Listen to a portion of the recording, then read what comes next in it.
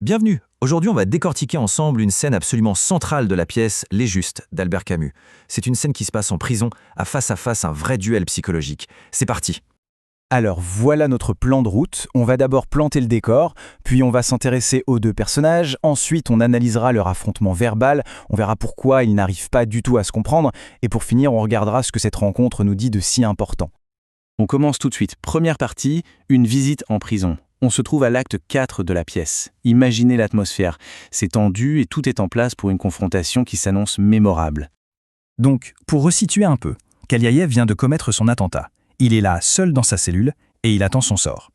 Et là, coup de théâtre, il reçoit une visite. Et pas n'importe laquelle, c'est Skouratov en personne, le directeur de la police. Mais attention, il ne faut pas s'y tromper. Ce n'est pas juste un interrogatoire de routine, loin de là. Ce qui se joue ici, c'est un véritable combat d'idées. Une lutte pour les principes et, au fond, pour l'âme de Kaliaïev. On enchaîne avec la deuxième partie, deux hommes, deux mondes. Parce que oui, ces deux personnages sont complètement à l'opposé l'un de l'autre. C'est la rencontre de deux univers qui ne peuvent absolument pas s'entendre. Ce tableau résume tout. D'un côté, on a Kaliaïev, qui vit pour l'honneur, un idéal de justice, la fraternité avec ses camarades et qui est prêt au sacrifice.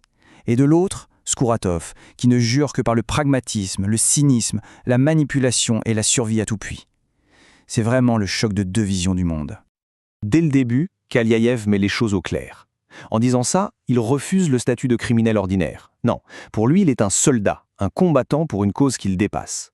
Il se place tout de suite sur un plan moral, bien au-dessus de la simple loi. Et la réponse de Skouratov, elle est parfaite pour comprendre son cynisme. Pour lui, toutes les grandes idées, même les plus pures comme la justice, finissent toujours par se corrompre, par devenir un simple outil de pouvoir et de contrôle. C'est une vision du monde très pessimiste. Et on arrive au cœur de la scène, le duel des mots. Skouratov est malin, il n'utilise pas la force physique. Non, son arme à lui, c'est le langage. Chaque phrase est une attaque, pensée pour fissurer les convictions de Kaliaïev. Sa stratégie est très méthodique. Elle se déroule en plusieurs temps. D'abord, il essaie de jouer la carte de la fausse sympathie, pour l'amadouer. Ensuite, il lui décrit le meurtre de manière crue, pour le ramener à la réalité brutale de son acte. Après ça, il lui propose un marché, ta vie contre le nom de tes amis. Et pour finir, l'attaque ultime, la menace psychologique, salir sa mémoire, sa réputation. Et Kaliaïev, face à ça, il ne cède pas un pouce de terrain. Il reste solide. À chaque fois que Skouratov parle de la réalité sordide, lui, il répond avec ses idéaux, la tyrannie, la loyauté, l'honneur. Il reste fidèle à lui-même, du début à la fin.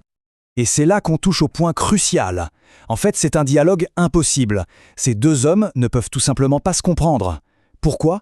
Parce qu'ils ne parlent pas la même langue, au sens figuré. C'est un vrai dialogue de sourds. Ce tableau explique tout. L'objectif de Kaliaïev, c'est de rester intègre, de ne pas se trahir. Il parle d'absolu, d'honneur. Skouratov, lui, il est dans le calcul, la survie. Pour Kaliaïev, il est logique de mourir pour une cause. Pour Skouratov, c'est de la pure folie de refuser de vivre. Ils sont sur deux planètes différentes. Et voilà, c'est ça le cœur de l'incompréhension.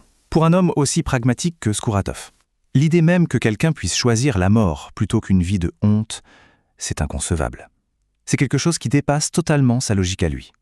On termine avec notre dernière partie. Alors, qu'est-ce qu'on doit retenir de cette scène ? En quoi est-elle si puissante, presque prophétique, comme si elle annonçait ce qui allait se passer plus tard dans l'histoire ? Ce qu'il y a de fascinant, c'est que Camus, à travers Skouratov, décrit avant l'heure les méthodes des grands régimes totalitaires du XXe siècle. La manipulation psychologique, les fausses informations pour discréditer un ennemi, la volonté de casser un opposant mentalement, tout y est déjà. Cette dernière phrase de Skouratov, elle fait froid dans le dos. Elle résume sa philosophie.